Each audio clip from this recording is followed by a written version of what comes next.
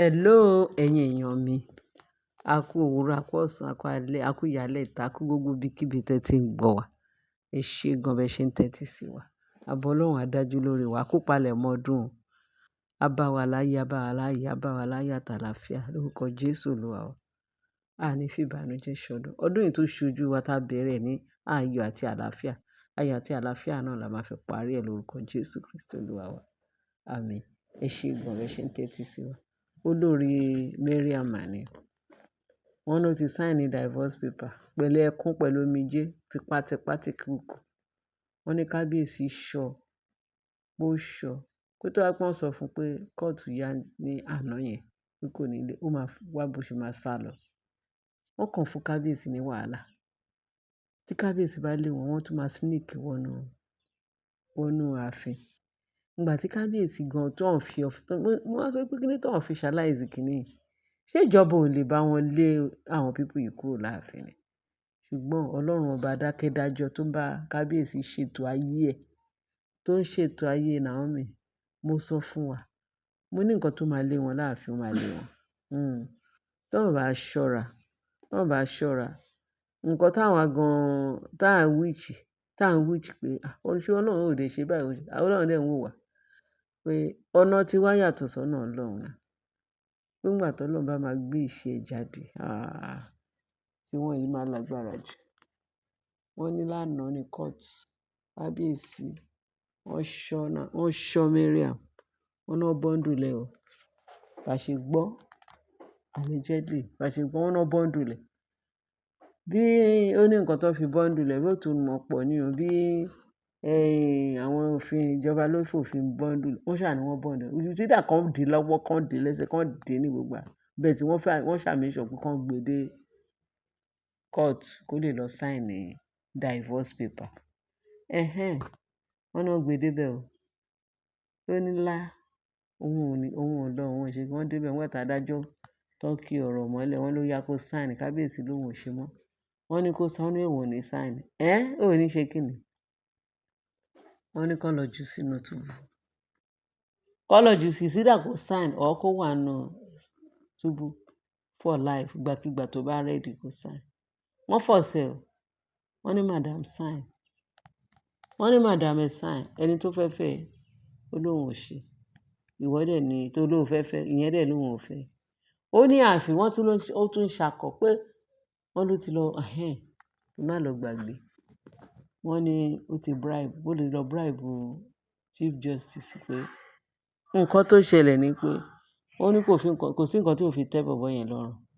Ó lóhùn á ra ilé fún un, òun á ra ọkọ̀ fún un, òun á fún un ní huge amount. Wọ́n ló ṣà ti sọ gbogbo àwọn ó ti negotiate dáadáa pé nǹkan tó máa fún bọ̀bọ́ yẹn ni nǹkan tó máa fún un. Pé ṣùgbọ́n kó yí ọ̀rọ̀ tòun, kó yí padà.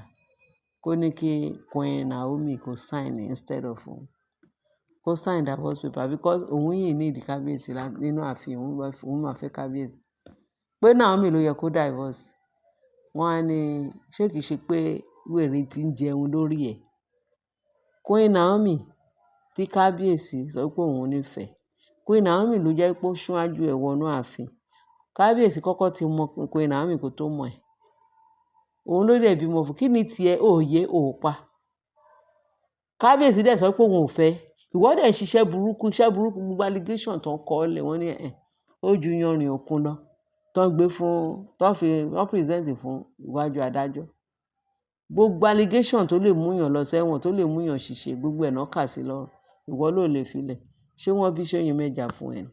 Ṣé kábíyèsí wá jẹ́ ọmọ ìyá ẹ̀ àbí ó jẹ́ bàbá ẹ̀ àbí ilé ààfin yẹn jẹ́ ilé generation ẹ̀ tó fi tìtorí ẹ̀ sọ pé ó ò ní fi kábíyèsí lẹ̀, ó ò dẹ̀ ní fi ààfin lẹ̀. Kí wọ́n jẹ́ kí Naomi sign divorce. Pé gbogbo offer pátápátá ló máa fi jíǹkẹ́ chief magistrate. Wọ́n ní bàbá yẹn wá ní á jẹ́ pé orí ẹ̀ ti dọ̀tà. Á jẹ́ pé ọpọlọ ẹ̀ nǹkan kan ti ṣẹlẹ̀. Pé ó yẹ kó sign. Wọ́n ní by force by fire ló fi sign. Ló fi ń sign ló fi ń ké. Ló fi ń sign ló fi ń ké. Wọ́n ní bó ṣe ń sign, ó ní òun pé kí òun àti kábíyèsí kan jọ bẹ́ẹ̀tì o. Pé ààfin yẹn tóun bá kúrò láàfin yẹn pé kí kábíyèsí pé òun lọ́mọ àlè. Pé pé òun yìí ààfin yẹn àjọ máa gbé bẹ́ẹ̀ ni because òun ti sọ pé láyé òun ò ní lajú òun lẹ̀ kí Naomi wá máa kí Naomi padà sáàfin òun ò lè lọ fún un wọ́n ní kì í máa ṣe kékeré bẹ́ẹ̀ tí wọ́n ló sáìnì tipátìkúùkù lánàá ó pé congratulations bó wá ń sọ fún kábíyèsí pé òun kàn sáìnì ni o kò sí nǹkan tó máa mú òun kúrò láàfin ó dìgbà náà nà ṣùgbọ́n Ọlọ́run ti ṣe tiẹ̀ àbí gbogbo èèyàn Ọlọ́run ti ṣe tiẹ̀ ni because ṣé wọ́n ń sọ wọ́n ní wọ́n sọ pé ó dàbí pé wèrè ti wà lórí ẹ̀ wèrè ti jẹun lórí ẹ̀ ọpọlọ ẹ̀ ti yòrò lọ́ máa sọ pé ṣé ti kinní láti ẹ̀ sọ wọ́n ní ilé ìyá Ashley ó ti ń lọ bíi 3-4 days tó ti wà nínú sẹ́ẹ̀lì sí ṣe rántí àbí ṣe ìgbàgbé pé Ashley ló lọ gbébọn nínú chamber kábíyèsí tó lọ yìn tó lòun fẹ́ pààyàn tó fi dì í mú tó fi kì í mọ́lẹ̀ wọ́n ló wà nínú court wọ́n wà nínú sẹ́ẹ̀lì wọ́n ní kéèsì tiẹ̀ ó wà nínú kúlà wọ́n láwọn Láfògìdì fẹ́ẹ́ bẹ̀bẹ̀ pa pé kábíyèsí jọ kó bá àwọn release ọmọ àwọn mọ̀ pé nǹkan tọ́mọ àwọn ṣe ò dáa kó jọ kó má yẹ kó lo 1 week wọ́n ní kábíyèsí ò tiẹ̀ dá lóhùn kò dá wọn lóhùn kò ṣe ní kábíyèsí wọ́n ní kábíyèsí ṣe lè dá lóhùn wọ́n nígbà tí ọmọ yín ṣe wélékè gbogbo yín pátápátá gbogbo yín lẹ mọ̀ nípa ẹ̀ tẹ kọjú ìjà sóhun tẹ ṣe kí nọtàn tí tó wá tẹ tán porogodo wọ́n ní kéèsì ti Ashley wọ́n ní àmọ́ nìyẹn kò wá rẹrùn pé ìyẹn tiẹ̀ máa fèsì ìjọba ní pọ́ńbélé ńsìn wọ́n láwọn Láfògìdì wọ́n lóyè wà nù sẹ́ẹ̀lì pẹ̀lú àwọn Láfògìdì wọ́n ní ẹ̀bẹ̀ ti pọ̀ jù wọ́n bẹ̀ kábíyèsí pé bẹ̀ kábíyèsí ò gbọ́ o kábíyèsí ò tiẹ̀ lè gbẹ̀bẹ̀ Ashley náà kó máa lọ wọ́n lẹ́ni tó ṣe nǹkan tẹ́nìkan ò ṣe rí ojú àárí nǹkan tẹ́nìkan ò rí rí náà kí ló dé inú mi tiẹ̀ ń dùn pẹ̀lú gbogbo nǹkan tá à ń gbọ́ sí nẹ́rù nǹkan tó oríṣiríṣi nǹkan tó àwọn olórin yẹn fọwọ́ ara wọn fà mo sọ fún wọn pé ká má wulẹ̀ bá wọn jà fúnra wọn lọ́wọ́ máa fúnra wọn lóògùn jẹ ẹ má ṣòkò bá wọn jẹ ẹ ríran wò wọn á ríran wò mo sọ pé eré tiwọn tó máa sá kúrò láàfin yẹn eré wọn máa ju ti màálù tó gbẹ̀yìn ní dérè ṣe rí pọ́ Ọlọ́run ò tí ì dé Ọlọ́run ń bọ̀